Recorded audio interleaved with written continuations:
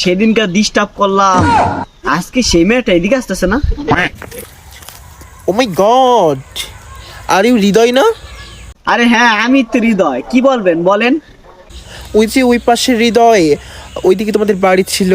আরে হ্যাঁ, ওই যে ওদিকেই তো আমাদের বাড়ি। রাতে every night you call me, রাত 3টার সময় 4টার সময় ভেরি ভেরি ডিস্টার্ব।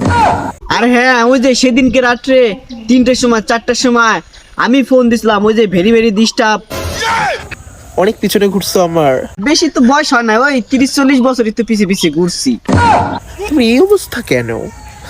ও কিরকম অবস্থা? ও ওই একটু পরে বাইরে ছিঁড়ে গেছিল তো, এই জন্য। কোনো মেয়ে পাত্তা দেয় না, তাই না হৃদয়? শোনো, আমার বিয়ে ঠিক হয়েছে। কি বললা?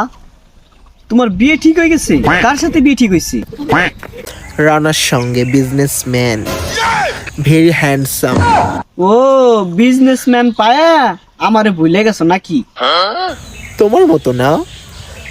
আর তুমি আমার পিছনে ঘুরতে আমার সঙ্গে রিলেশনশিপ ডুয়ের জন্য।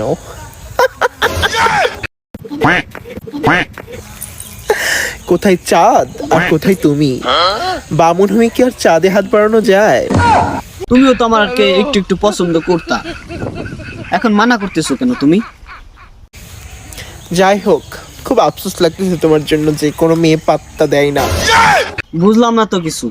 তুমি কি আমাকে অপমান করতেছো? ফেব্রুয়ারি 32 তারিখ রানার সঙ্গে আমার বিয়ে, 4টে এসে গিলে যেও। আচ্ছা সমস্যা নাই, তুমি যখন বিয়ের তোমার দাওয়াত দিয়েছো তা কোনো সমস্যা নাই। আচ্ছা তাহলে গিফট ছাড়া তো যাওয়া যায় না, আমি তাহলে একটা গিফট নিয়ে যাওয়া নেই তোমার বিয়েতে।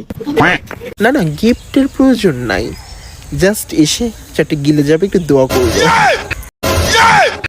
কি একটা অবস্থা! আজকে আমার টাকা নাই বলে তুমি আমাকে সাইডে চলে গেলা, ব্যাপার না। আমারও টাকা হলে তোমার চেয়ে ভালো ভালো মেয়েদের আমি পটাই নিম, বোঝো নাই?